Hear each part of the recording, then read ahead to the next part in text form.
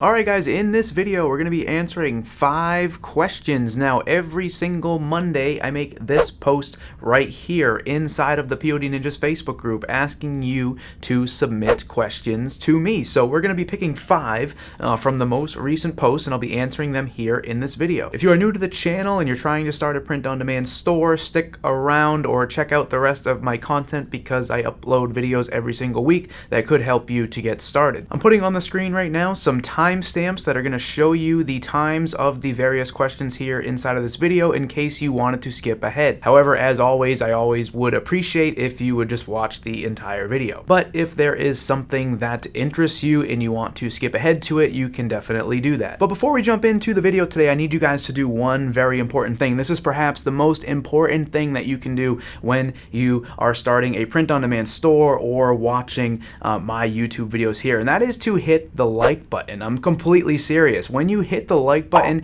you are potentially going to help somebody else, because when you hit the like button on a video, it tells YouTube that you like it, and it might show it to somebody new who has never seen my content before, and they could potentially benefit from watching one of my videos. And selfishly, it does help my channel to grow, and I do appreciate it. So please hit the like button and we'll jump into the video. So now that you've done that, let's jump into our first question. This comes to us from Job. I think I am pronouncing that name correctly, but he is asking essentially about what it is like to be a beginner with print on demand and how to stay motivated and how to overcome fear, right? Most people start a print on demand store and they likely have a lot of self-doubt. I will share with you my story a little bit. When I started print on demand, I had recently launched a eBay business that was making me a whole bunch of money, and I went from having this online store that was a really profitable thing for me and my wife to having nothing and having to start over. So when I started print on demand, I definitely had a lot of motivation to get back to the point of having a profitable store, but also a lot of self-doubt, wondering if I could even do it. And I think one of the things that really helped me to stick with it was managing my expectations of myself. Sometimes when we start something, we have this idea that immediately we should be an expert at it and that immediately it should be successful. And I think that is no different when beginners start print on demand. Sometimes we start this business model and we wonder why after 1 day or 2 days or a week or a month, why we don't have a really profitable store. I think if you manage your expectations as a beginner, you're going to set yourself up for not only less disappointment, but you're also set yourself up for some tiny wins. If you set small goals for yourself and you achieve them, you're going to be much more likely to continue because you're going to feel like you're making progress. So hopefully that helps Job. Our next question is coming to us from Charnay, and she is asking about long shipping times with print-on-demand products. So depending on what print-on-demand app you are using and depending on where you are actually selling your product to, you're going to have to pay attention to shipping times associated with those products. Now,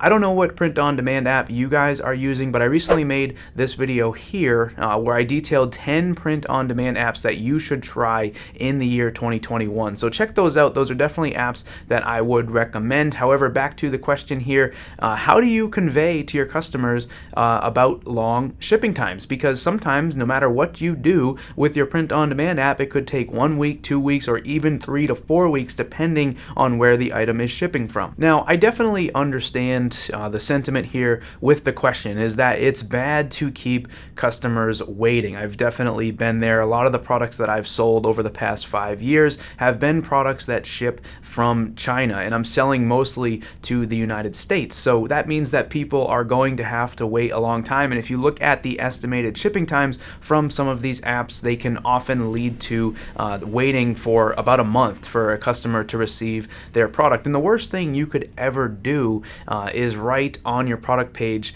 that the product is going to take a month, right? If you wrote that on your product page, it might not be a great thing for a customer to read and they might just not buy from you. A better thing would be to word it in a different way. Now, this is something I've talked about a lot. It basically explains the process of your business model, which is sort of what you alluded to in your question, and it also paints a very accurate picture to the customer about how long they might actually have to wait for the product. First thing you're going to want to do in your product page or even on a shipping policy page, explain your business model. Explain to them that when they place their order, they are going to have to wait for a tracking number because you are a on-demand business, meaning you are actually utilizing suppliers or something internally with yourself where you're actually producing the product when it is ordered. And you can write something like, because we are a made-to-order business, we will not start producing your product until you order it. We make it custom for you, and for that reason, it might take 4 to 7 business days for you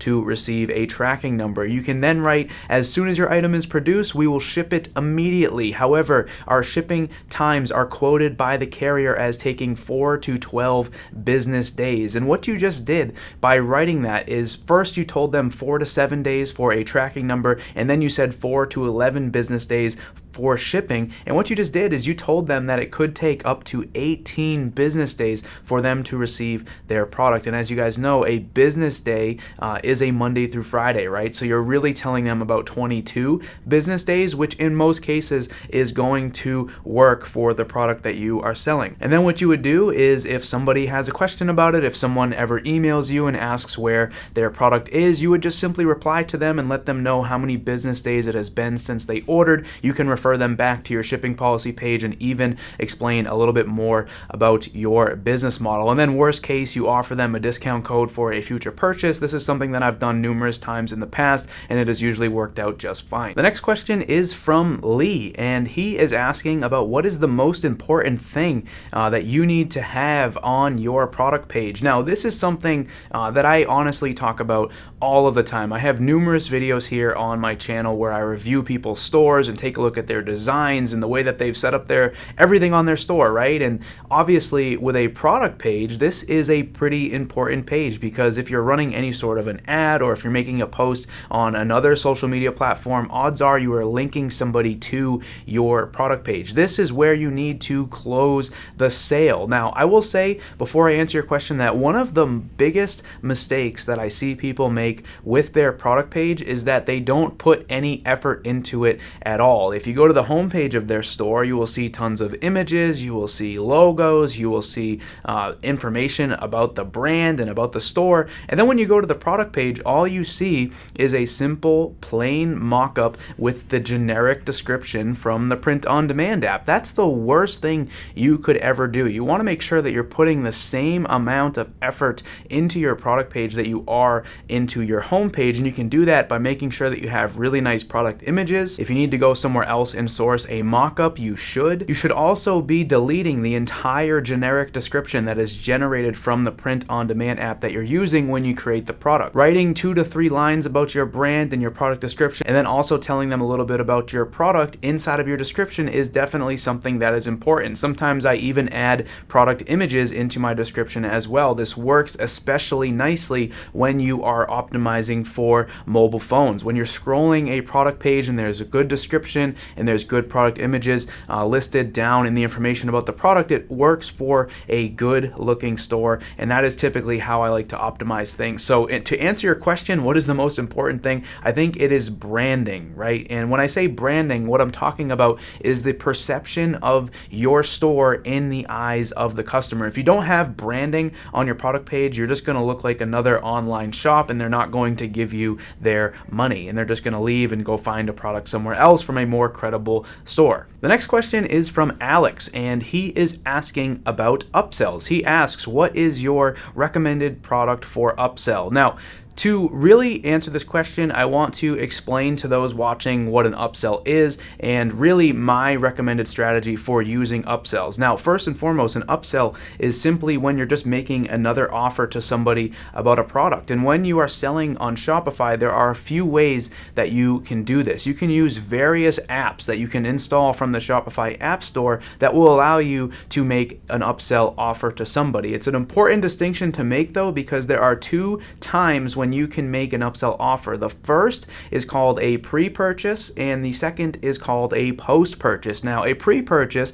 is an upsell, sometimes in the form of a pop-up when somebody clicks the add to cart button, right? Let's say someone comes on your store, they click add to cart, and then something pops up and it shows them 3 other products that they might be interested in. That is what's called a pre-purchase upsell. And in my opinion, this is a not great strategy, right? If somebody's clicking the add to cart button, I don't want to interrupt them. I don't want to distract them. I just want them to click the add to cart button and go to checkout, right? I don't want to do anything that could potentially turn them off. And for that reason, I would much rather use what is called a post-purchase upsell. This is an upsell that they see post-purchase. And the beautiful thing about this is when someone comes to your store, they add something to their cart, they go to checkout, they enter their payment information and their shipping information and all of that stuff, and they're finally feeling ready to submit their order. They click submit order, and then after they submit the order, before going to a thank you page, they see an upsell offer. This is called a post-purchase upsell. This is my favorite way to do it because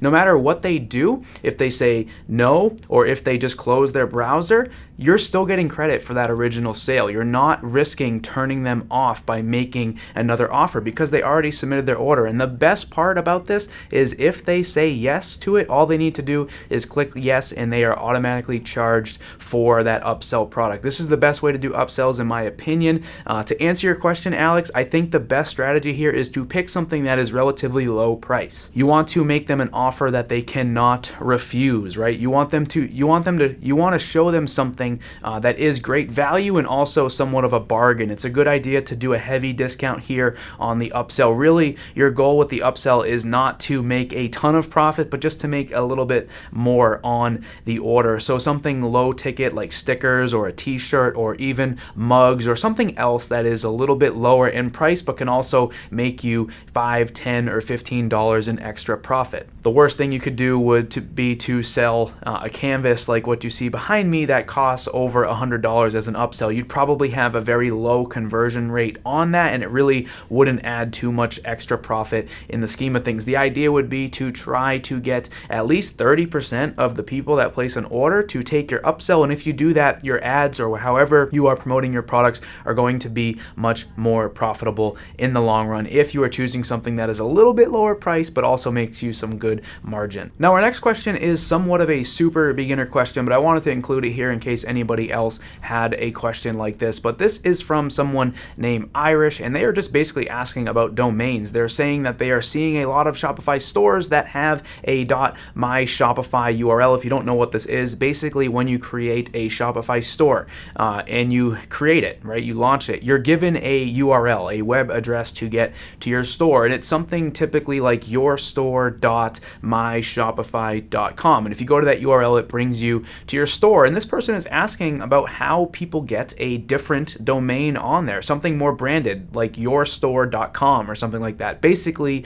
leaving out the My Shopify. It's really quite simple. Yes, you need to purchase a domain from somewhere. There's a whole bunch of different places that sell domains. You can even buy one right through Shopify. It is super simple to connect a domain. You literally just need to go to your domain section of your store and follow the prompts. However, if you guys want some help, if you're new to print on demand and you want to set up a Shopify store, what I would recommend you to do is check the links down in the description. I have what I think is the world's best free print on demand course for Shopify, and I think it's the world's best because it contains information that some other people here on YouTube are charging for. Some of them even have monthly subscriptions for their beginner courses, and mine is 100% free. It contains tons of videos, dozens of videos that are going to show you step by step how to actually open your Shopify store and do things like connect a domain or connect a print-on-demand supplier, and even how to create print-on-demand products and sync them to your store so you can fulfill your orders automatically when you make a sale. There's a whole bunch of stuff there. There's some live stream recordings and more. Like I said, the link is down in the description. It's completely free to sign up, and I hope that you guys would check it out. In addition, if you're not a member of the POD Ninjas Facebook group, make sure to join. The link is down in the description as well. That is where I make this post here, where I get questions for videos like this. So if you want to ask a question, you can look out for that post and maybe I'll answer it in a future video. So again, folks, thank you for watching. I will see you guys next time and have a great rest of the day.